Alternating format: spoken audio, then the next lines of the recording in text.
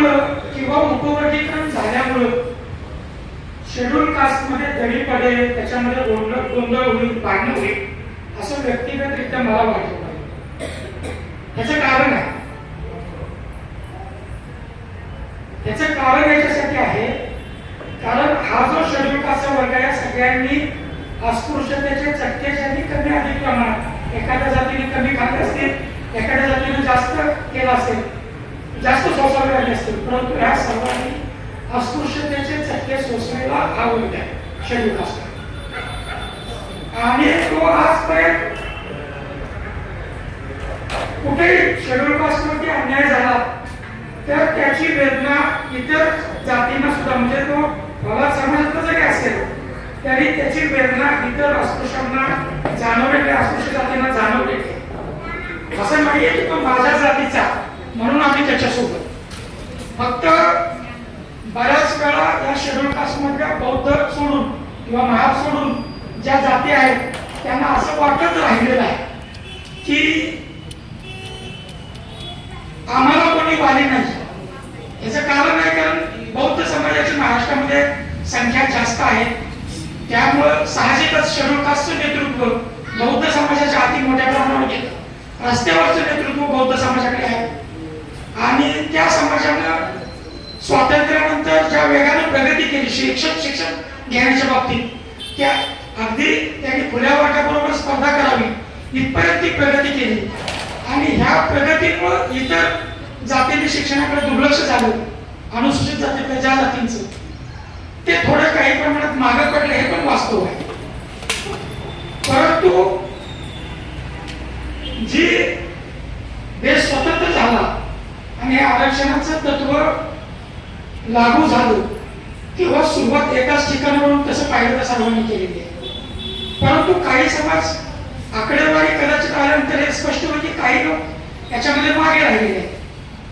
मग हे उपवर्गीकरण करणं योग्य की आहे का पुन्हा कसा स्पष्ट आहे. आता एखाद्याला उपवर्गीकरण झालं नाही पाहिजे अशी जर एखाद्याची भूमिका असेल तर संविधानातून त्याला ते अभिव्यक्ती स्वातंत्र्य, त्याची भूमिका मांडण्याचं स्वातंत्र्य आहे.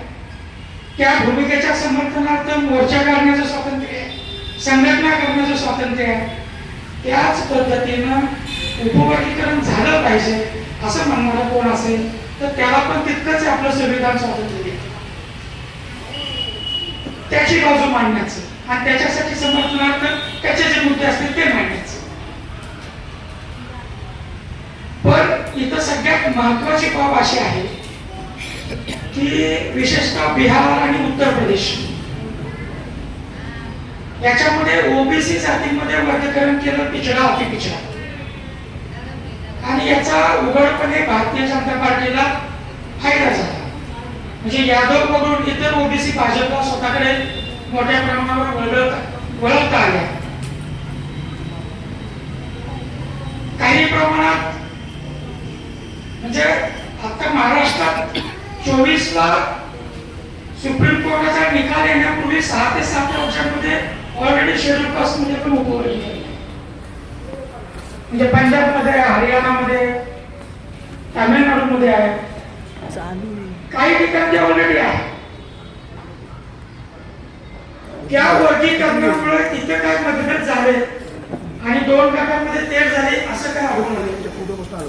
आपल्या महाराष्ट्रामध्ये मंडल आयोग नाही, कारण त्यांची जी जनती आहे RSS त्याच्या पूर्ण विरोधात विचार आहे. माणसाला माणूस न समजलेल्या किंवा जे जाती व्यवस्थेचं ज्यांनी समर्थन केलं, चातुर्वर्गाचं ज्यांनी समर्थन केलं, ते आंबेडकरांचे विचार कसे असू शकते. किंवा आजही त्यांचा एक चालुक्य वृत्ती असं जे काय त्याच्यावरती त्यांचा जे काय विश्वास आहे, म्हणजे मोदी एकच सगळं करणार, भागवत एकच करणार सगळं, याच्यावरतीच त्यांचा आज पण विश्वास आहे ना. ते कसे आंबेडकरांचा लोकशाहीवाद ते कसा स्वीकारतात आणि स्वातंत्र्य, समता, बंधुता, सर्वजण समान आहे, प्रत्येक माणूस समान आहे, ते कसं स्वीकारणार.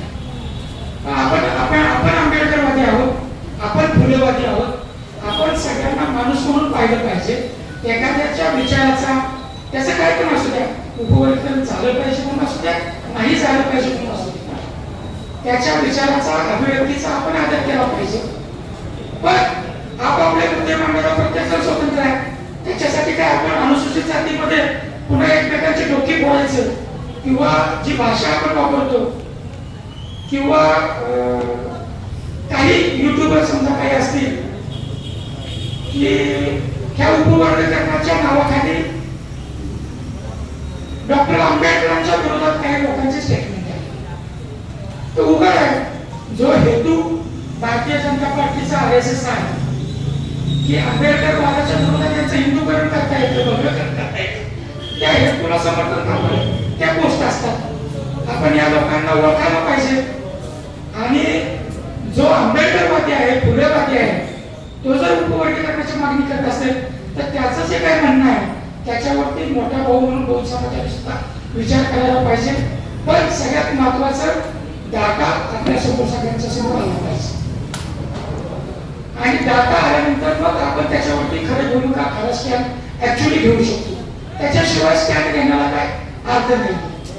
पण त्याच्यामध्ये आपला माणूस म्हणून आपण सगळ्यांकडे पाहिलं पाहिजे. माझं म्हणणं आहे की स्वातंत्र्य, समता, बंधुता ही जी तत्व आहे आपण सगळ्यांना माणूस म्हणून पाहू. आपण म्हणजे माझं स्वतःचं मत आहे. आणखी फक्त शेवटचा मुद्दा मांडतो, सोडतो, माझ्या स्वतःवरून पण मांडतो. धर्म सोडणं ही खूप छोटी गोष्ट आहे असं मला वाटतं. देव सोडणं तर त्याहून छोटी गोष्ट आहे. म्हणजे देव सोडू शकतो माणूस, धर्म सोडू शकतो. आपली भारताची जी व्यवस्था आहे ही सगळ्यात मजबूत व्यवस्था आहे, जात व्यवस्था. धर्म सुटला, जात सुटला, धर्म सुटला, देव सुटले, जात सुटत नाही. नास्तिक होणं सोपं आहे, जाती सोडणं सोपं नाही. जात विरहित समाज निर्माण करणं ही अतिशय अवघड गोष्ट आहे. भारतामध्ये अजून 100-200 वर्ष प्रयत्न केला तरी होईल का नाही मला माहित नाही. खूप अवघड आहे.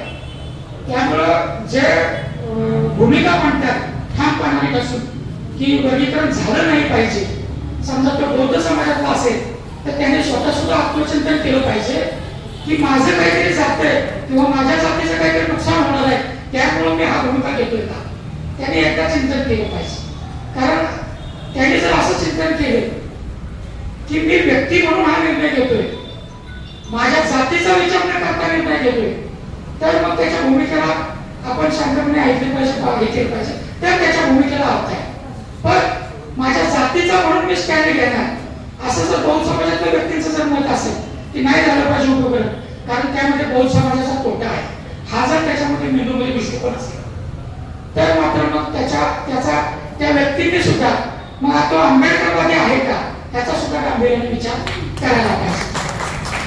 कारण आंबेडकरवाद तुम्हाला तुम्ही फक्त बौद्धांच्या वगैरे असं शिकवत नाही, सगळ्या मनुष्यांचं शिकवतो, जे सगळे पीडित आहेत त्यांच्याबद्दल शिकवतो. आणि सेफ मातंग समाजासाठी सुद्धा आहे.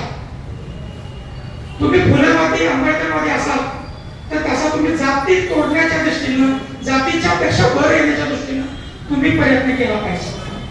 आणि हाच तेवढा माझा महत्वाचा मुद्दा आहे. कारण माझ्या स्वतःला सुद्धा मी 16-17 वर्ष नास्तिक झालो.